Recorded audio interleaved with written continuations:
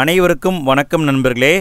Friends, நம்ம இன்றைக்கி என்ன பார்க்க போகிறோம்னா 8ஆம் வகுப்பு வரலாறு பகுதியில் ஐரோப்பியர்களின் வருகை அப்படிங்கிற ஒரு பாடம் இருக்குது. இந்த பாடத்திலிருந்து லைன் பை லைன் கொஷின் எடுத்திருக்கோம். அதை தான் நம்ம பார்க்க போகிறோம். பாடத்துக்குள்ளே இருந்தும் கொஷின் எடுத்திருக்கோம். பாடத்துக்கு பின்னாடி இருக்கிற புக் பேக் கொஷின் அதையும் நம்ம கொண்டு வந்திருக்கோம். மொத்தம் பார்த்திங்கன்னா 130 கேள்வி இருக்குங்க. ஸோ இந்த வீடியோவை முழுமையாக பார்த்து யூஸ் பண்ணிக்கோங்க ஃப்ரெண்ட்ஸ். நம்ம எப்படி கொண்டு வந்திருக்கோம்னா சிங்கிள் கொஷினை தான் கொண்டு வந்திருக்கோம். உங்கள்கிட்ட புத்தகமே இல்லை, நீங்கள் படிக்கவே இல்லை அப்படின்னா கூட இந்த வீடியோவை ஒரு முறை பார்த்தாவே போதும், உங்கள் மனசில் அப்படியே பதிஞ்சிரும். அந்த மாதிரி நம்ம கொண்டு வந்திருக்கோம். ஸோ வீடியோவை முழுமையாக பார்த்து யூஸ் பண்ணிக்கோங்க. சரி, ஓகே, நம்ம ஒவ்வொரு கேள்வியாக பார்க்கலாம். ஃபஸ்ட் கேள்வி, ஆவண காப்பகங்கள் மற்றும் விலை மதிப்பற்ற வரலாற்று தகவல்களின் பெட்டகம் அமைந்துள்ள இடங்களில் சரியானது. இதற்கான பதில், ஆவண காப்பகம் லிஸ்பனில் அமைஞ்சிருக்கு, கோவாவில் அமைஞ்சிருக்கு, பாண்டிச்சேரியில் அமைஞ்சிருக்கு, சென்னையில் அமைஞ்சிருக்கு. அப்போ இங்கே இருக்கிற எல்லாமே சரியானது தான். இரண்டாவது கேள்வி, ஆனந்தரங்கர் எந்த வர்த்தகத்தில் மொழிபெயர்ப்பாளராக இருந்தார்? இதற்கான பதில், பாண்டிச்சேரியில் பிரெஞ்சுக்காரர்கள் இருந்தாங்க, அவங்கக்கிட்ட தான் ஆனந்தரங்கர் வேலை பார்த்தாரு. அங்கே மொழிபெயர்ப்பாளராக இருந்தார். இவரை துப்பாசின்னு சொல்லுவாங்க. துப்பாசி அப்படின்னா மொழிபெயர்ப்பாளர். யார்கிட்ட இருந்தார்? பிரெஞ்சுக்காரர்கிட்ட இருந்தார். மூன்றாவது கேள்வி, ஆனந்தரங்கர் எந்த ஆண்டிலிருந்து எந்த ஆண்டு வரை நாட்குறிப்புகள் எழுதியுள்ளார்? இதற்கான பதில், 1736 ஆரம்பித்து 1760 வரைக்கும் தினமுமே நாட்குறிப்புகள் எழுதியிருக்காரு. நான்காவது கேள்வி, இந்திய தேசிய ஆவண காப்பகம் அமைந்துள்ள இடம் எது? இந்திய தேசிய ஆவண காப்பகம் புதுடில்லியில் அமைஞ்சிருக்குதுங்க. புதுடில்லியில் அமைஞ்சிருக்கு. ஐந்தாவது கேள்வி, இந்திய அரசின் ஆவணங்களை பாதுகாக்கும் முதன்மை காப்பகம் எது? இதற்கான பதில், புதுடில்லியில் இருக்கிற தேசிய ஆவண காப்பகம்தான் இந்திய அரசாங்கத்துடைய ஆவணங்களை பாதுகாக்கும் முதன்மை காப்பகம். ஆறாவது கேள்வி, ஆசியாவில் உள்ள ஆவண காப்பகங்களில் மிகவும் பெரியது எது? இதற்கான பதில், இதுவும் அதே தாங்க. புதுடில்லியில் இருக்கிற தேசிய ஆவண காப்பகம்தான் ஆசியாவில் இருக்கிற ஆவண காப்பகங்களில் மிகவும் பெரியது. ஏழாவது கேள்வி, இந்திய தேசிய ஆவண காப்பகத்தின் தந்தை என அழைக்கப்படுபவர் யார்? முக்கியமான கேள்விங்க, கண்டிப்பாக கேட்பாங்க. இதற்கான விடை, ஜார்ஜ் வில்லியம் ஃபாரஸ்ட். இவர் தான் இந்திய தேசிய ஆவண காப்பகத்தின் தந்தை. எட்டாவது கேள்வி, தற்பொழுது தமிழ்நாடு ஆவண காப்பகம் என்று அழைக்கப்படுவதின் முற்கால பெயர் என்ன? இன்றைக்கி சென்னையில் இருக்குங்க தமிழ்நாடு ஆவண காப்பகம்னு சொல்கிறோம். இதனுடைய முற்கால பெயர் சென்னை பதிப்பாசனம். சென்னை பதிப்பாசனம். ஒன்பதாவது கேள்வி, தமிழ்நாடு ஆவண காப்பகத்தில் உள்ள பெரும்பாலான ஆவணங்கள் எந்த மொழியில் உள்ளன? இதற்கான பதில், ஆங்கில மொழியில் இருக்கிறது. பத்தாவது கேள்வி, சரியான கூற்றை கண்டறிக. கூற்று, தமிழ்நாடு ஆவண காப்பகத்தில் 1642ஆம் ஆண்டு டச்சு பதிவுகளின் தொகுப்புகள் உள்ளன. காரணம், இது கொச்சி மற்றும் சோழமண்டல கடற்கரையில் உள்ள இடங்களுடன் தொடர்புடையது. இதற்கான பதில், கூற்று காரணம் இரண்டுமே சரிதாங்க. 11வது கேள்வி, டேஸ் என்பவரின் பெருமுயற்சியால் 1917ஆம் ஆண்டு சென்னை நாட்குறிப்பு பதிவுகள் வெளியிடப்பட்டது. இதற்கான பதில், டாட்வெல் அப்படின்னு ஒருத்தர் இருந்தார். இந்த டாட்வெல்லுடைய முயற்சியால் தான் 1917 சென்னை நாட்குறிப்பு பதிவுகள் வெளியிடப்பட்டிருக்கு. 12வது கேள்வி, தமிழ்நாடு ஆவண காப்பக வரலாற்றில் ஒரு புதிய அத்தியாயத்தை தொடங்கி வைத்தவர் யார்? இதற்கான பதில், டாட்வெல் தான். 13வது கேள்வி, இடங்களை பொறுத்துக. விடை, கொச்சியில் புனித பிரான்சிஸ் ஆலயம் இருக்குது, பாண்டிச்சேரியில் புனித லூயிஸ் கோட்டை இருக்குது, கடலூரில் புனித டேவிட் கோட்டை இருக்குது, சென்னையில் புனித ஜார்ஜ் கோட்டை இருக்குது. இதை நல்லா பார்த்துக்கோங்க ஃப்ரெண்ட்ஸ். 14வது கேள்வி, புனித டேவிட் கோட்டை ஆங்கிலேயரால் கடலூரில் கட்டப்பட்ட ஆண்டு. புனித டேவிட் கோட்டை எங்கே இருக்குது? கடலூரில் இருக்குது. எப்போ கட்டினாங்கன்னா 1690 ஆண்டு கட்டினாங்க. 15வது கேள்வி, இந்தியாவின் மிக பெரும் தேசிய அருங்காட்சியகம் அமைந்துள்ள இடம். இதற்கான பதில் புதுடில்லியில் தான் இருக்குது.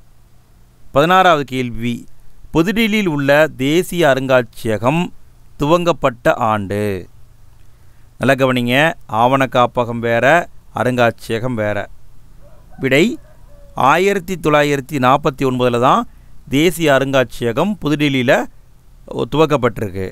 17வது கேள்வி, நவீன இந்தியாவின் முதல் நாணயம் எந்த ஆண்டில் ஆங்கிலேய ஆட்சியில் வெளியிடப்பட்டது? ஆங்கிலேயர் காலத்தில் முதல் நாணயத்தை வெளியிட்ட ஆண்டு 1862. 18வது கேள்வி, ராணி விக்டோரியாவுக்கு பிறகு அரியணை ஏறிய மன்னர் யார் தனது உருவம் தாங்கிய நாணயத்தை வெளியிட்டார்?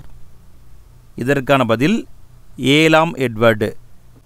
19வது கேள்வி, ரிசர்வ் வங்கி எந்த ஆண்டில் முறையாக நிறுவப்பட்டு இந்திய அரசின் ரூபாய் நோட்டுகளை வெளியிடும் அதிகாரத்தை பெற்றது? இதற்கான பதில் 1935 ஆண்டு தான் ரிசர்வ் வங்கி முறையாக உருவாக்கப்பட்டிருக்கும். 20வது கேள்வி, மன்னர் 6ஆம் ஜார்ஜ் உருவம் தாங்கிய இந்தியாவுடைய முதல் 5 ரூபாய் நோட்டு வெளியிடப்பட்ட ஆண்டு. முதல் 5 ரூபாய் நோட்டு எப்போ வெளியிட்டாங்க? ஜனவரி 1938 வெளியிட்டாங்க. அதில் 6வது ஜார்ஜுடைய உருவப்படம் இருந்தது. 21வது கேள்வி, துருக்கியர்கள் கான்ஸ்டாண்டினோபிளை கைப்பற்றிய ஆண்டு. இதற்கான பதில் 1453 கான்ஸ்டாண்டினோபிளை பிடிச்சிட்டாங்க. அதனால தான் ஐரோப்பியர்கள் கடல் வழியாக இந்தியாவுக்கு வந்தாங்க. 22வது கேள்வி, ஐரோப்பிய நாடுகளில் இந்தியாவிற்கு புதிய கடல் வழியை கண்டுபிடிப்பதில் மிகவும் ஆர்வமாக இருந்த நாடு. இதற்கான பதில் போர்த்துக்கல் என்பது கரெக்டுங்க. 23வது கேள்வி, போர்த்துகீசிய இளவரசர் ஹென்றி டேஸ் என அழைக்கப்பட்டார். இளவரசர் ஹென்றி நிறைய கடல் முயற்சிகளுக்கு சப்போர்ட் பண்ணார். அதனால் இவரை மாலுமி ஹென்றி அப்படின்னு அழைச்சாங்க. மாலுமி ஹென்றி. 24வது கேள்வி, 1487 தென்னாப்பிரிக்காவின் தெற்கு முனையை அடைந்த போர்த்துகீசிய மாலுமி. விடை பார்த்தலோமியோ டயஸ். 25வது கேள்வி, பார்த்தலோமியோ டயஸை ஆதரித்த மன்னர் யார்? இதற்கான பதில் 2ஆம் ஜான் ஒரு மன்னர் இருந்தார். அவர் தான் இவருக்கு சப்போர்ட் பண்ணார். 26வது கேள்வி, வாஸ்கோடகாமா கள்ளிக்கோட்டையை அடைந்த ஆண்டு. முக்கியமான ஆண்டுங்க. 1498 தான் வந்திருப்பார். 1498. 27வது கேள்வி, வாஸ்கோடகாமாவை வரவேற்ற மன்னர் யார்? கள்ளிக்கோட்டை மன்னர் சாமரின். இவர் தான் வரவேற்றிருப்பார். 28வது கேள்வி, வாஸ்கோடகாமாவை பின்பற்றி 1500 13 கப்பல்களில் 100 மாலுமிகளுடன் கள்ளிக்கோட்டைக்கு வந்தவர் யார்? நல்லா கவனிங்க. ஃபஸ்ட்டு வந்தவர் வாஸ்கோடகாமா. எப்போ வந்தார்? 1498 வந்தார். இவரை ஃபாலோ பண்ணிக்கிட்டே இன்னொருத்தர் 13 கப்பலில் 100 வீரர்களை அழைச்சிட்டு வந்தார். அவர் யாருன்னா Pedro Alvares Cabral. Pedro Alvares Cabral. 29வது கேள்வி, வாஸ்கோடகாமா 2வது முறையாக கள்ளிக்கோட்டைக்கு வந்த ஆண்டு. இதற்கான பதில் 1501 2வது முறையாக திரும்பவும் வருவார். 30வது கேள்வி, வாஸ்கோடகாமா 2வது முறையாக கள்ளிக்கோட்டை வந்த பொழுது வர்த்தக மையத்தை திறந்த இடம். இதற்கான பதில் கண்ணனூரில் திறந்திருப்பார். கண்ணனூர். 31வது கேள்வி, வாஸ்கோடகாமா வர்த்தக மையத்தை திறக்காத இடம். இதற்கான பதில் கள்ளிக்கோட்டையில் திறந்திருப்பார், கண்ணனூரில் திறந்திருப்பார், கொச்சினில் திறந்திருப்பார். இந்த 3ம் கரெக்டு. கோவாவில் திறந்திருக்க மாட்டார். 32வது கேள்வி, போர்த்துகீசிய கிழக்கிந்திய கம்பெனியின் முதல் தலைநகரம் எது? முக்கியமான கேள்விங்க. போர்த்துகீசிய கிழக்கிந்திய கம்பெனியுடைய முதல் தலைநகரம். விடை கொச்சின் தான் முதல் தலைநகரம். கொச்சின். 33வது கேள்வி. வாஸ்கோடகாமா 3வது முறையாக இந்தியா வந்த ஆண்டு? 1498 வந்தார். திரும்ப 1501 வந்தார். 3வது முறையாக எப்போ வந்தார்? 1524வது ஆண்டு வந்தார். 34வது கேள்வி. வாஸ்கோடகாமா டிசம்பர் 1524 நோய்வாய்ப்பட்டு இறந்த இடம். இந்தியாவுக்கு வந்தவர் நோய்வாய்ப்பட்டு இறந்துட்டார்.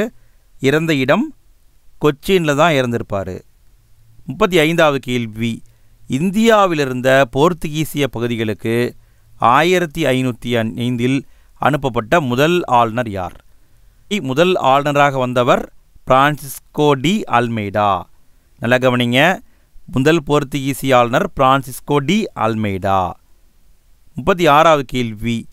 நீலநீர் கொள்கை என்ற கொள்கையை பின்பற்றிய போர்த்துகீசிய ஆளுநர் யார்? இதற்கான பதில் பிரான்சிஸ்கோ டி அல்மெய்டா. 37வது கேள்வி. இந்தியாவிலுள்ள எந்த படையை வலுப்படுத்துவதே பிரான்சிஸ்கோ டி அல்மெய்டாவின் நோக்கமாகும்? இதற்கான பதில் இந்தியாவில் இருந்த போர்த்துகீசிய கப்பல் படையை டெவலப் பண்ணணும் அப்படிங்கிறது தான் இவருடைய நோக்கம். 38வது கேள்வி. முஸ்லிம் கூட்டுப்படைகள் போர்த்துகீசிய கடற்படையை தோற்கடித்த இடம். என்னதான் ரொம்ப டெவலப்பாக இருந்தாலும் முஸ்லிம் கூட்டுப்படைகள் சேர்ந்து போர்த்துகீசிய கடற்படையை தோற்கடிச்சிருவாங்க.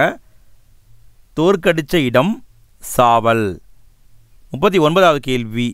முஸ்லிம் கூட்டுப்படைகளை அல்மெய்டா தோற்கடித்த இடம். அல்மெய்டா திரும்பவும் பெரிய படையை உருவாக்கி முஸ்லிம் கூட்டுப்படையை தோற்கடிப்பார். தோற்கடித்த இடம் டையூ. 40வது கேள்வி. போர்த்துகீசியர்கள் ஆசியாவில் கடற்படை மேலாண்மையை கோரிய ஆண்டு? 1509 தான் இவங்க சொல்லியிருப்பாங்க. 41வது கேள்வி. இந்தியாவில் போர்த்துகீசிய அதிகாரத்தை உண்மையில் நிலைநிறுத்தியவர் யார்? இதற்கான பதில் அல்போன்சா டி அல்புகர்க். ஃபஸ்ட்டு வந்தவர் பிரான்சிஸ்கோ டி அல்மெய்டா ஃபஸ்ட்டு வந்தார். அப்புறம் அவர் போயிடுவார். பிறகு அல்போன்சா டி அல்புகர்க் வந்திருப்பார். இவர் தான் உண்மையாகவே அதிகாரத்தை உருவாக்கியிருப்பார். 42வது கேள்வி. அல்போன்சா டி அல்புகர்க் போர்த்துகீசிய ஆளுநராக பொறுப்பேற்ற ஆண்டு? இதற்கான பதில் 1509 தான் பொறுப்பேற்றிருப்பார். 43வது கேள்வி. அல்போன்சா டி அல்புகர்க் பீஜப்பூர் சுல்தானிடம் இருந்து கோவாவை கைப்பற்றிய ஆண்டு? நல்ல கவனிங்க. கோவாவை பிடிச்சவர் அல்போன்சா டி அல்புகர்க். 1510 நவம்பர் மாதத்தில் பிடிச்சிருப்பார். 1510 நவம்பர். 44வது கேள்வி. 1515 பாரசீக வளைகுடாவில் உள்ள எந்த துறைமுக பகுதியில் போர்த்துகீசிய அதிகாரங்களை அல்போன்சா டி அல்புகர்க் விரிவுபடுத்தினார்? இதற்கான பதில் ஆர்மஸ் அப்படிங்கிற ஒரு துறைமுகம் இருக்குங்க. பாரசீக வளைகுடாவில் இருக்குது. 1515 அந்த காலகட்டத்தில் அந்த இடங்களில் இவர் தன்னுடைய அதிகாரத்தை அதிகமாக நிலைநாட்டுறாரு. 45வது கேள்வி. இந்திய பெண்களை திருமணம் செய்து கொள்ள ஊக்குவித்த போர்த்துகீசிய ஆளுநர்? இதற்கான பதிலும் அல்போன்சா டி அல்புகர்க். 46வது கேள்வி. அல்போன்சா டி அல்புகர்க் நெருங்கிய நட்புறவை ஏற்படுத்தி கொண்ட அரசு? விஜயநகர அரசோட ரொம்ப நெருக்கமாக இருந்தார். 47வது கேள்வி. 1530 தலைநகரை கொச்சியிலிருந்து கோவாவிற்கு மாற்றியவர் யார்? இதற்கான பதில் நினோ டி குன்கா. இவர் தான் தலைநகரை மாற்றிருப்பார். நல்லா கவனிங்க. கோவாவை பிடிச்சவர் வேறு. அல்போன்சா டி அல்புகர்க்குன்னு பார்த்தோம்ல, அவர் தான் பிடிச்சிருப்பார். ஆனால் அதை தலைநகராக மாற்றினது நினோ டி குன்கா. 48வது கேள்வி. நினோ டி குன்கா கைப்பற்றிய ஆண்டுகளை பொறுத்துக. இவரும் நிறைய பகுதிகளை பிடிச்சார். விடை 1530 கோவாவை பிடிச்சார். 1534 பசியின் பகுதியை பிடிச்சார். 1537 டையூ பகுதியை பிடிச்சார். 1548 சால்சிட் பகுதியை பிடிச்சார். இங்கே சரியாக தான் பொருத்தப்பட்டிருக்கு. 49வது கேள்வி, போர்த்துகீசியர்கள் கைப்பற்றிய வங்காள கடற்கரை பகுதியில் பொருந்தாதது. நல்லா கவனிங்க ஃப்ரெண்ட்ஸ், நான் கேட்டிருக்கிறது வங்காள கடற்கரையில் என்ன இருக்கோ அதான் கேட்டிருக்கேன். இப்படியே பார்க்கலாங்களா? ஹீக்லி வங்காள கரையில் தான் இருக்குது, சென்னையும் வங்காள கரையில் தான் இருக்குது, சாந்தமும் அங்கே தான் இருக்குது, சவுல் அப்படிங்கிறது கிடையாது, இது மேற்கு கரையில் இருக்குது. ஸோ இதுதான் பொருந்தாதது. 50வது கேள்வி, இந்தியாவில் புகையிலையை அறிமுகம் செய்தவர்கள் யார்? இதற்கான பதில் போர்த்துகீசில் தான் அறிமுகம் செஞ்சுருப்பாங்க. புகையிலை எதிர்ப்பு தினம்னு ஒரு தினம் இருக்குது, ரொம்ப முக்கியமான தினம். 10th சயின்ஸ் புக்கில் இருக்கும், நாமளே ஆல்ரெடி வீடியோ போட்டிருக்கோம். இந்த கேள்விக்கான பதில் தெரிஞ்சவங்க மறக்காமல் கமெண்ட்டில் போட்டுருங்க பார்க்கலாம். தேசிய புகையிலை எதிர்ப்பு தினம் என்று கொண்டாடப்படுகிறது. மறக்காமல் கமெண்ட்டில் போட்டுவிடுங்க. 51வது கேள்வி, கத்தோலிக்க கிறிஸ்தவம் இந்தியாவின் கிழக்கு மேற்கு கடற்கரை பகுதியில் பரவ காரணமானவர்கள் யார்? இதற்கான பதில் போர்த்துகீசியர்கள் தாங்க. 52வது கேள்வி, 1556 போர்த்துகீசியர்கள் அச்சு இயந்திரத்தை அறிமுகம் செய்த இடம். போர்த்துகீசியர்கள் 1556 அறிமுகம் பண்ணாங்க. அறிமுகம் செஞ்ச இடம் கோவாவில் அறிமுகம் பண்ணாங்க. 53வது கேள்வி, கோவாவில் இந்திய மருத்துவ தாவரங்கள் என்ற நூல் வெளியிடப்பட்ட ஆண்டு. இதற்கான பதில் 1563வது ஆண்டு இந்திய மருத்துவ தாவரங்கள் அப்படிங்கிற புத்தகம் கோவாவில் வெளியிடப்பட்டிருக்கும். 54வது கேள்வி, போர்த்துகீசியர்களுக்கு பிறகு இந்தியாவுக்கு வந்தவர்கள் யார்? இதையும் கண்டிப்பாக கேட்பாங்க ஃப்ரெண்ட்ஸ். ஃபஸ்ட்டு வந்தவங்க போர்த்துகீசியர்கள், இரண்டாவதாக வந்தவர்கள் டச்சுக்காரர்கள். இந்தியாவுக்கு ரெண்டாவதாக வந்தவங்க டச்சுக்காரர்கள்.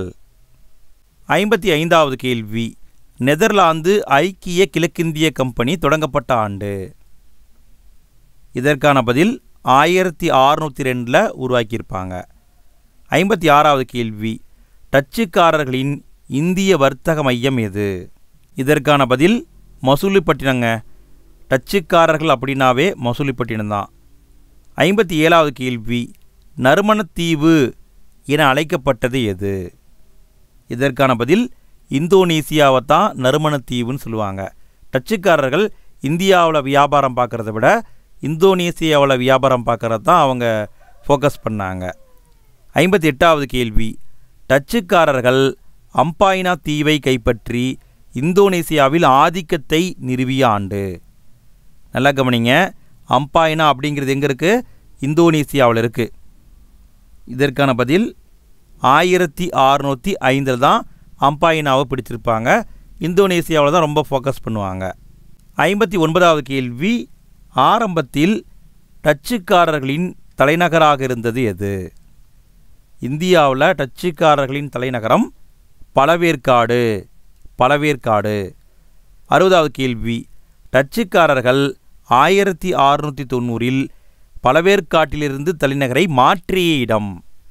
ஃபஸ்ட்டு தலைநகரம் பழவேற்காடு, பிறகு எங்கே மாற்றினாங்கன்னா நாகப்பட்டினத்துக்கு மாற்றிட்டாங்க.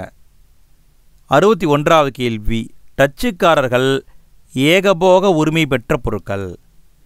இந்தியாவில் வணிகம்னா நாங்கள் தான் அப்படின்னு சொல்லி அவங்க ஏகபோகமாக இருந்த பொருட்கள் கருப்பு மிளகும் நறுமணப் பொருட்களும்.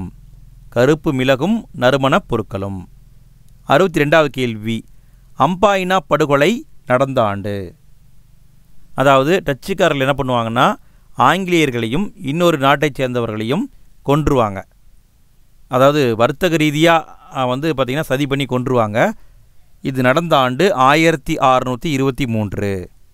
63வது கேள்வி, டச்சுக்காரர்களால் அம்பாயினாவில் படுகொலை செய்யப்பட்டவர்கள் யார் யார்?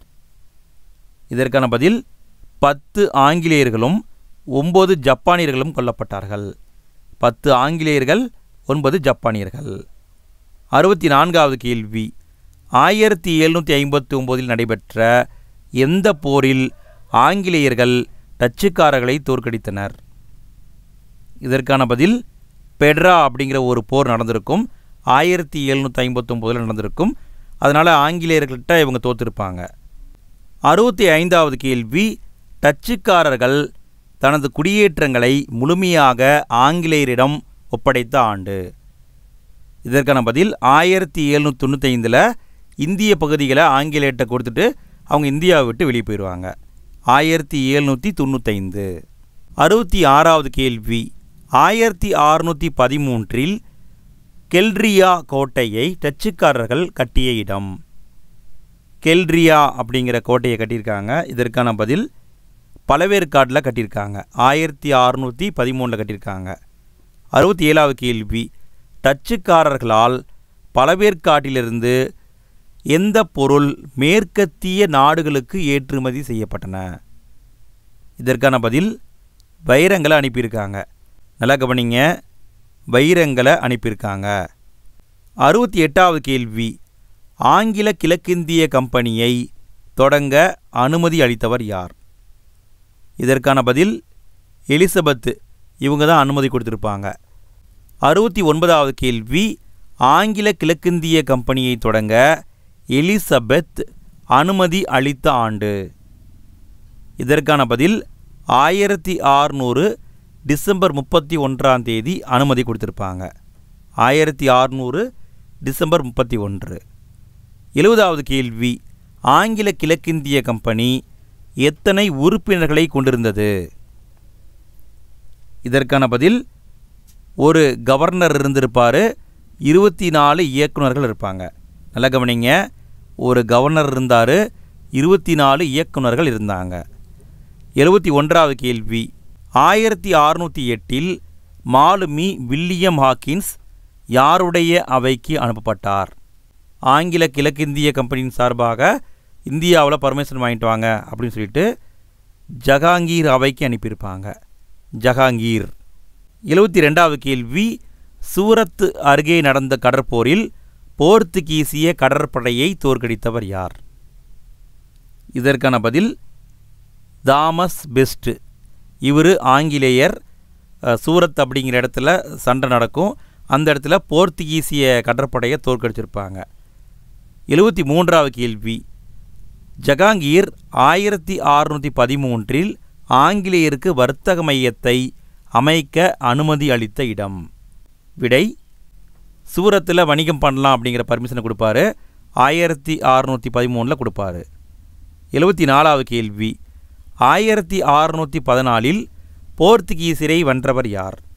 கேப்டன் நிக்கோலஸ் டவுண்டன், இவர் தான் ஜெயிச்சிருப்பார். 75வது கேள்வி, சர்தாமஸ் ரோ ஜஹாங்கீருடைய அவைக்கு வந்த ஆண்டு. இவர் யார் அப்படின்னா புகழ்பெற்ற வணிகர், இங்கிலாந்து நாட்டுக்காரர். இவர் 1615 ஜஹாங்கீருடைய அவைக்கு வருவார். 76வது கேள்வி, சர் தாமஸ் ரோவை அனுப்பிய மன்னர் யார்? இதற்கான பதில் இங்கிலாந்து மன்னர் 1ஆம் ஜேம்ஸ், அவர் தான் அனுப்பியிருப்பார். 77வது கேள்வி, சர் தாமஸ் ரோ எத்தனை ஆண்டுகள் இறுதியில் ஜஹாங்கீரிடம் இந்தியாவில் வணிகம் செய்யும் உரிமையை பெற்றார்? ஃபஸ்ட்டு சூரத்தில் மட்டும் வணிகம் பண்ணிக்கோங்க அப்படின்னு ஜஹாங்கீர் 1613 பர்மிஷன் கொடுத்துருப்பார். வேறு எந்த இடத்துலையும் பிஸ்னஸ் பண்ணக்கூடாதுன்னு சொல்லியிருப்பார். ஸோ எப்படியாவது அவர்கிட்ட பர்மிஷன் வாங்கணும்னு சொல்லிட்டு 3 ஆண்டுகள் வரைக்கும் சர் தாமஸ் ரோ டெல்லியிலே இருப்பார். 3ஆவது ஆண்டு முடிவில் தான் இன்னும் சில இடங்களில் வணிகம் பண்ணுறதுக்கான உரிமையை வாங்கியிருப்பார். 78வது கேள்வி, சர் தாமஸ் ரோ வணிக மையங்களை நிறுவிய இடங்கள். இதற்கான பதில் ஆக்ராவில் உருவாக்குனார், அகமதாபாத்தில் உருவாக்குனார், புரோச்சில் உருவாக்குனார். டாமன் என்பது வராது, இங்கே உருவாக்கலை. 79வது கேள்வி, ஆங்கிலேயர்கள் வங்காள விரிகுடா கடற்கரையில் 1611 முதல் வணிக மையத்தை தொடங்கிய இடம் என்பது கரெக்டு, தொடங்கப்பட்ட இடம்னு வரக்கூடாது. ஆக்சுவலாக பார்த்தீங்கன்னா ஃபஸ்ட்டு இவங்க வணிக மையத்தை உருவாக்கின இடம் சூரத்து. சூரத்து வந்து மேற்கு கடற்கரையில் இருக்குது. 1611 கிழக்கு கடற்கரையில் ஒரு வணிக மையத்தை உருவாக்கியிருப்பாங்க. அதாவது ஜஹாங்கீர் பர்மிஷன் கொடுக்கறதுக்கு முன்னாடியே இங்கே வாங்கிட்டாங்க பாருங்கள். இடம் மசூலிப்பட்டினம். 80வது கேள்வி, சந்திரகிரி மன்னரான சென்னப்ப நாயக்கர் என்பவரிடமிருந்து மெட்ராஸை குத்தகைக்கு பெற்றவர் யார்? இதற்கான பதில் பிரான்சிஸ் டே அப்படிங்கிற வணிகர், இவர் தான் சின்னப்ப நாயக்கர்கிட்டருந்து மெட்ராஸை குத்தகைக்கு வாங்கியிருப்பார். 81வது கேள்வி, பிரான்சிஸ் டே மெட்ராஸை குத்தகைக்கு பெற்ற ஆண்டு. இதற்கான பதில் 1639 தான் வாங்கியிருப்பார். 82வது கேள்வி, ஆங்கிலேயர்களால் கட்டப்பட்ட முதல் கோட்டையாகவும் கிழக்கு பகுதி முழுமைக்குமான தலைமையிடமாகவும் விளங்கிய பகுதி எது? இதற்கான பதில் சென்னையில் புனித ஜார்ஜ் கோட்டையை கட்டினாங்க. 1639 வாங்கிட்டு அப்பயே கட்ட ஆரம்பிச்சிருப்பாங்க. ஸோ இதுதான் ஆங்கிலேயர்களால் கட்டப்பட்ட முதல் கோட்டை. கிழக்கு பகுதி முழுமைக்குமான தலைமையிடமும் இந்த புனித ஜார்ஜ் கோட்டை தான். 83வது கேள்வி, இங்கிலாந்து மன்னர் 2ஆம் சார்லஸ் எந்த நாட்டு இளவரசி காதரினை திருமணம் செய்து கொண்டதால் பம்பாய் சீதனமாக கிடைத்தது? சென்னையை குத்தகைக்கு வாங்கிட்டாங்க. பம்பாய் எப்படி உங்களுக்கு கிடச்சதுன்னா, போர்த்துகல் நாட்டு இளவரசி காத்தரினை இங்கிலாந்து மன்னர் 2ஆம் சார்லஸ் திருமணம் பண்ணிட்டாரு. அதுக்கு சீதனமாக பம்பாய் அவங்களுக்கு கிடச்சது. 84வது கேள்வி, இங்கிலாந்து மன்னர் 2ஆம் சார்லஸ் ஆங்கில கிழக்கிந்திய கம்பெனிக்கு பம்பாய் தீவை குத்தகைக்கு கொடுத்த ஆண்டு. பதில் 1668 குத்தகைக்கு விட்டுட்டார். 85வது கேள்வி, இங்கிலாந்து மன்னர் 2ஆம் சார்லஸ் ஆங்கில கிழக்கிந்திய கம்பெனிக்கு பம்பாய் தீவை குத்தகைக்கு கொடுத்த தொகை எவ்வளோக்கு கொடுத்தாருன்னா, ஒரு வருஷத்துக்கு 10 பவுண்டுகள், ஒரு வருடத்திற்கு 10 பவுண்டு அப்படிங்கிற கணக்கில் குத்தகைக்கு விட்டுட்டார். 86வது கேள்வி, 1690 சுதானுதி என்ற இடத்தில் வர்த்தக மையத்தை நிறுவியவர் யார்? இது எங்கே இருக்குன்னா வங்காளத்தில் இருக்குதுங்க. இதற்கான பதில் ஜாப் சார்னாக் அப்படிங்கிறவர் தான் வர்த்தக மையத்தை உருவாக்கினார். 87வது கேள்வி, 1698 ஆங்கில கிழக்கிந்திய கம்பெனி ஜமீன்தாரி உரிமையை பெற்ற இடங்களில் சரியானது. கல்கத்தாவில் ஜமீன்தாரி முறையை ஆங்கிலேயர்கள் கொண்டு வர்றாங்க. அதுக்கு பர்மிஷன் வாங்கிட்டாங்க. வாங்கிய இடங்கள் சுதானுதி, காளிகட்டம், கோவிந்தப்பூர், இந்த 3மே வங்காளத்தில் தான் இருக்குது. வாங்கியிருப்பாங்க. சூரத்தில் வாங்கியிருக்க மாட்டாங்க. சூரத் எங்கே இருக்குது? அது குஜராத்தில் இருக்குது. 88வது கேள்வி, சரியான கூற்றை கண்டறிக. அதாவது 2 பாயிண்ட் கொடுத்துருக்காங்க. கூற்று 1, சுதானுதியில் 1696 வலுவான ஒரு கோட்டை கட்டப்பட்டது. 2வது கூற்று, இது 1700 வில்லியம் கோட்டை என அழைக்கப்பட்டது. இதற்கான பதில் கூற்று 2ம் சரி. அதாவது சுதாநிதின்னு ஒரு இடம் இருக்குது, வங்காளத்தில் இருக்குது. 1696 அங்கே ஒரு கோட்டையை கட்டுறாங்க. 1700 அந்த கோட்டைக்கு பேரை மாற்றுறாங்க, வில்லியம் கோட்டைன்னு பேர் வைக்கிறாங்க. 2மே சரிதான். 89வது கேள்வி, பிளாசி போர் நடைபெற்ற ஆண்டு. இதற்கான பதில் 1757 பிளாசி போர் நடந்திருக்கும். 90வது கேள்வி, பக்சார் போர் நடைபெற்ற ஆண்டு. இதற்கான பதில் 1764 பக்சார் போர் நடந்திருக்கும். நல்லா கவனிங்க, 1757 பிளாசி போர், 1764 பக்சார் போர். 91வது கேள்வி, டேனிஸ் கிழக்கிந்திய நிறுவனத்தை உருவாக்கியவர் யார்? இதற்கான பதில் 4ஆம் கிறிஸ்டியன். இந்த மன்னர் தான் டேனிஸ் கிழக்கிந்திய கம்பெனியை உருவாக்கியிருப்பார். 92வது கேள்வி, டேனிஸ் கிழக்கிந்திய நிறுவனம் உருவாக்கப்பட்ட ஆண்டு. இதற்கான பதில் 1616 மார்ச் 17 உருவாக்கியிருப்பாங்க. 1616 மார்ச் 17. 93வது கேள்வி, டேனியர்கள் தரங்கம்பாடியில் வர்த்தக குடியேற்றத்தை உருவாக்கிய ஆண்டு. டேனியர்கள் அப்படின்னாவே கண்டிப்பாக தரங்கம்பாடி தான். அங்கே வர்த்தக மையத்தை 1620 டேனியர்கள் உருவாக்குனாங்க. 94வது கேள்வி, டேனியர்கள் செராம்பூரில், இது எங்கே இருக்குன்னா வங்காளத்தில் இருக்குது, வர்த்தக குடியேற்றத்தை உருவாக்கிய ஆண்டு. இதற்கான பதில் 1676 செராம்பூரில் ஒரு வர்த்தக மையத்தை ஏற்படுத்தினாங்க. 95வது கேள்வி, இந்தியாவில் டேனியர்களின் தலைமையிடமாக இருந்தது எது? இதற்கான பதில் செராம்பூர் தாங்க. நல்லா கவனிங்க, இந்தியாவில் டேனியர்களின் தலைமையிடம் செராம்பூர். 96வது கேள்வி, தரங்கம்பாடியை டேனியர்கள் டேஸ் என அழைத்தனர். இதற்கான பதில் டானஸ்பெர்க்னு அழைச்சிருப்பாங்க. நல்லா கவனிங்க, டானஸ்பெர்க்னா எதுங்க? தரங்கம்பாடி. அழைச்சவங்க யார்? டேனியர்கள். 97வது கேள்வி, தரங்கம்பாடியில் ஒரு அச்சுக்கூடத்தை நிறுவியவர் யார்? இதற்கான பதில் சீகன் பால்கு. இவர் தான் ஒரு அச்சுக்கூடத்தை உருவாக்கியிருப்பார். 98வது கேள்வி, டேனியர்கள் இந்தியாவில் இருந்த குடியேற்றங்களை ஆங்கில அரசுக்கு விற்ற ஆண்டு. இவங்களும் விற்றுட்டு போயிட்டாங்க. விற்ற ஆண்டு 1845.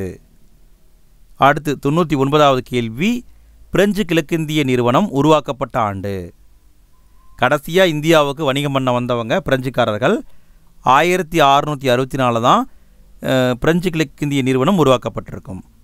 100வது கேள்விங்க, பிரெஞ்சு கிழக்கிந்திய நிறுவனத்தை உருவாக்கியவர் யார்?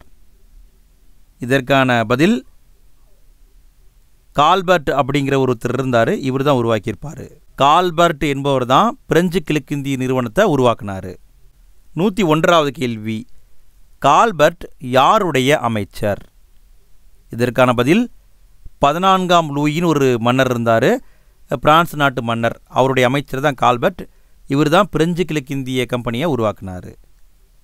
102வது கேள்வி, வியாபாரத்திற்காக இந்தியாவிற்கு வருகை தந்த ஐரோப்பிய நாடுகளில் கடைசி ஐரோப்பிய நாடு எது?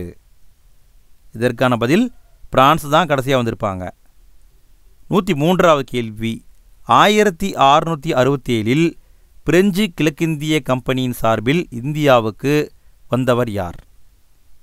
இதற்கான பதில் பிராங்காய்ஸ் கரோன். இவர் தான் வந்திருப்பாருங்க, பிராங்காய்ஸ் கரோன். 104வது கேள்வி, இந்தியாவில் முதல் பிரெஞ்சு வணிக மையத்தை கரோன் என்பவர் எந்த நகரில் நிறுவினார்?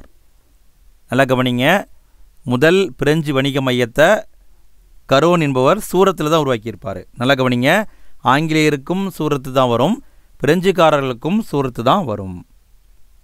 அடுத்து 105வது கேள்வி, இந்தியாவில் பிரெஞ்சுக்காரர்களின் 2வது வர்த்தக மையம் எது? இதற்கான பதில் மசூலிப்பட்டினங்க, 2வது வர்த்தக மையம். 106வது கேள்வி, 1669 கோல்கொண்டா சுல்தானின் அனுமதி பெற்று மசூலிப்பட்டினத்தில் வர்த்தக மையத்தை உருவாக்கியவர் யார்? இதற்கான பதில் மார்காரான்னு ஒருத்தர் இருந்தார், அவர் தான் உருவாக்கியிருப்பார், மார்காரா. 107வது கேள்வி, 1673 பாண்டிச்சேரியில் குடியேற்றத்தை அமைத்தவர் யார்? இதற்கான பதில் பிராங்காய்ஸ் மார்ட்டின் சொல்லுவாங்க. அவர் தான் பாண்டிச்சேரியில் பிரெஞ்சுக்காரர்களுக்கான குடியேற்றத்தை உருவாக்கியிருப்பார். 108வது கேள்வி, பாண்டிச்சேரியை பிரெஞ்சுக்காரர்களுக்கு வழங்கியவர் யார்? இதை எக்ஸாமில் கேட்டிருக்காங்க ஃப்ரெண்ட்ஸ். விடை பீஜப்பூர் ஆட்சியாளர் செர்கான். இவர் தான் பாண்டிச்சேரியை பிரெஞ்சுக்காரர்களுக்கு கொடுத்துருப்பார். 109வது கேள்வி, பாண்டிச்சேரியில் பிராங்காய்ஸ் மார்ட்டின் எந்த கோட்டையை கட்டினார்? இதற்கான பதில் புனித லூயிஸ் கோட்டை. புனித லூயிஸ் கோட்டை, இதை செயின்ட் லூயிஸ் கோட்டைன்னு சொல்லுவாங்க. சரிங்களா, இதுதான் கரெக்டு. 110வது கேள்வி, 1673 பிரெஞ்சு கிழக்கிந்திய கம்பெனிக்கு சந்திரநாகூரில் வர்த்தக மையத்திற்கு அனுமதி அளித்த முகலாய ஆளுநர் செயிஸ்டகான். இவர் தான் பர்மிஷன் கொடுத்துருப்பார். 111வது கேள்வி, 1742 பிரெஞ்சு கிழக்கிந்திய கம்பெனியின் ஆளுநராக நியமிக்கப்பட்டவர் யார்? இதற்கான பதில் ஜோசப் பிராங்காய்ஸ் டியூப்ளே. இவர் தான் வந்திருப்பார். டியூப்ளேன்னு சுருக்கமாக சொல்லுவாங்க. இவர் தான் 1742 இந்தியாவுக்கு வந்திருப்பார். அடுத்து 112வது கேள்வி, ஜோசப் பிராங்காய்ஸ் டியூப்ளேவிற்கு பிறகு ஆளுநராக நியமிக்கப்பட்டவர் யார்? அவருக்கு பிறகு வந்தவர் டூமாஸ் அப்படிங்கிறவர் வந்திருப்பார். 113வது கேள்வி, 1731 ஸ்வீடன் கிழக்கிந்திய கம்பெனியை நிறுவியவர் யார்? இதற்கான பதில் ஜோதன்பர்க் அப்படிங்கிற ஒருத்தர் இருந்தார். அவர் தான் ஸ்வீடன் கிழக்கிந்திய கம்பெனியை உருவாக்கியிருப்பார். நண்பர்களே, இது வரைக்கும் நம்ம பாடத்துக்குள்ளே இருக்கிற ஒன்லைனரை பார்த்தோம். இனி நம்ம பார்க்க போகிறது புத்தக வினாவிடைகள், புக் பேக் கொஷினை பார்க்க போகிறோம்.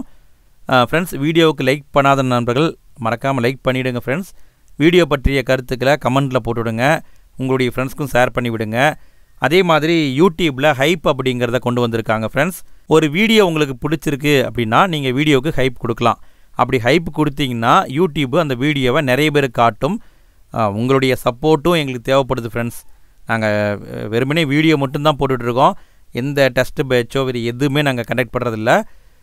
ஸோ எங்களுடைய உழைப்பு பிடிச்சிருந்ததுன்னா தாராளமாக வீடியோவுக்கு லைக் பண்ணுங்கள், ஹைப்பும் கொடுங்க. ஃப்ரெண்ட்ஸ், உங்களுடைய சப்போர்ட்டு கண்டிப்பாக தேவைப்படுது. ஸோ பார்த்து பண்ணி விடுங்க. ஃப்ரெண்ட்ஸ், சரி, ஓகே, நம்ம கேள்விகளை பார்க்கலாம்.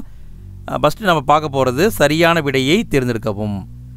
114வது கேள்வி, இந்தியாவில் போர்த்துகீசிய ஆதிக்கத்திற்கு அடித்தளம் அமைத்தவர் யார்? இதற்கான பதில் அல்போன்சா டி அல்புகர்க். 115வது கேள்வி, பின்வரும் ஐரோப்பிய நாடுகளுள் இந்தியாவிற்கு கடல் வழியை கண்டுபிடிப்பதில் முதன்மையாக இருந்த நாடு எது? இதற்கான பதில் போர்ச்சுகல். 116வது கேள்வி, 1453ஆம் ஆண்டு கான்ஸ்டான்டினோபிள் யாரால் கைப்பற்றப்பட்டது? இதற்கான பதில் துருக்கி நாட்டுக்காரங்க பிடிச்சிட்டாங்க. 117வது கேள்வி, சர் வில்லியம் ஹாக்கின்ஸ் எந்த நாட்டை சார்ந்தவர்?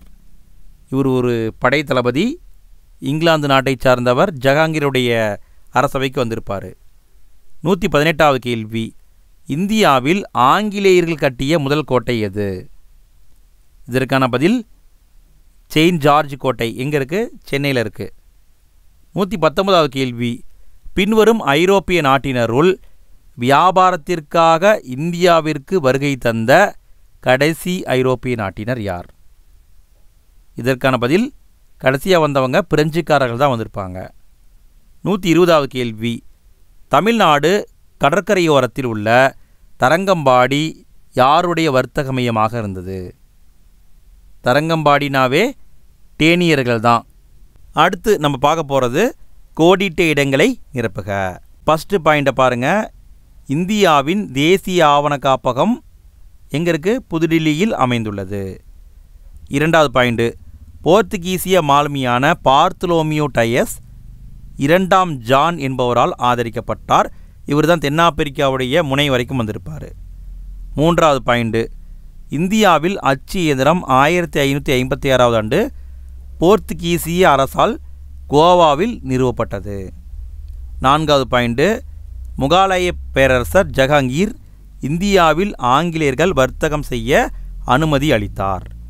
5வது பாயிண்ட்டு, பிரெஞ்சு கிழக்கிந்திய நிறுவனம் கால்பர்ட் என்பவரால் நிறுவப்பட்டது.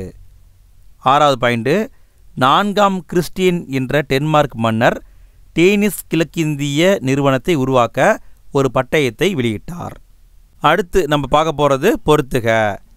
யார் எப்போ வந்தாங்கிறது நல்லா பார்த்துக்கோங்க ஃப்ரெண்ட்ஸ், கண்டிப்பாக கேட்பாங்க. ஃபஸ்ட்டு வந்தவங்க போர்த்துகீசியர்கள். போர்த்துகீசியர்கள் எப்போ வந்திருப்பாங்க? 1498 வாஸ்கோடகாமா வந்தார்.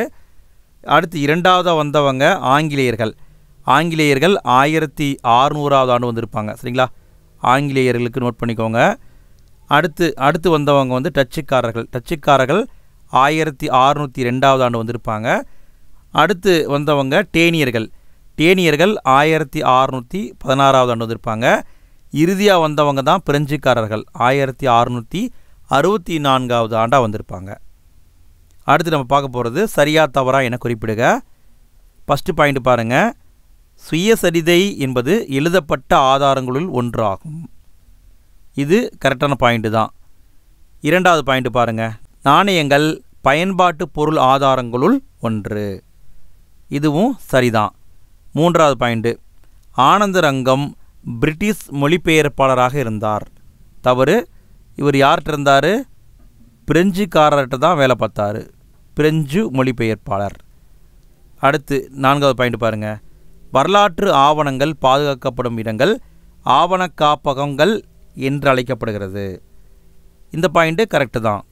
அடுத்து 132வது கேள்வி, பின்வரும் கூற்றினை ஆராய்ந்து சரியானதை தேர்வு செய்க.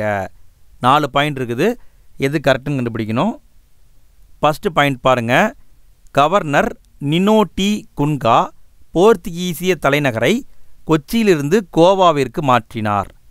மாற்றினாரான்னு கேட்டால் மாற்றினார், நம்ம முன்னாடியே பார்த்துட்டோம். கரெக்டு தான், அந்த பாயிண்ட் கரெக்டு தான். இரண்டாவது பாயிண்ட்டு, போர்த்துகீசியர்கள் இந்தியாவிலிருந்து கடைசியாக வெளியேறினர். இந்த பாயிண்ட் சரியான்னு கேட்டிங்கன்னா இந்த பாயிண்ட்டு சரிதான். அடுத்து மூன்றாவது பாயிண்ட்டு, டச்சுக்காரர்கள் சூரத்தில் தங்கள் முதல் வணிக மையத்தை நிறுவினர். தவறுங்க. டச்சுக்காரர்கள் அப்படின்னாவே பழவேற்காடு தான் வரும். சரிங்களா? பழவேற்காடு, அதனால் இந்த பாயிண்ட்டு தவறு. அடுத்து நான்காவது பாயிண்ட்டு, இங்கிலாந்தின் மன்னர் முதலாம் ஜேம்ஸ் ஜஹாங்கீர் அவைக்கு சர்தாமஸ்ரோவை அனுப்பினார். இந்த பாயிண்ட்டு கரெக்டு. அப்போ பார்த்தீங்கன்னா 1, 2 மற்றும் 4 சரி, 3 தான் தவறு. அடுத்து 133வது கேள்வி, தவறான இணையை கண்டறிக. எது தவறான இணைன்னு கண்டுபிடிக்கணும். விடையை பார்க்கலாங்களா? விடை, பிரான்சிஸ் டே அப்படிங்கிறவர் ஆங்கிலேயர், டென்மார்க் நாட்டை சேர்ந்தவர் கிடையாது. இது தவறு. பெட்ரோ காப்ரல் அப்படிங்கிறவர் போர்த்துகல் நாட்டை சேர்ந்தவர், கரெக்டு.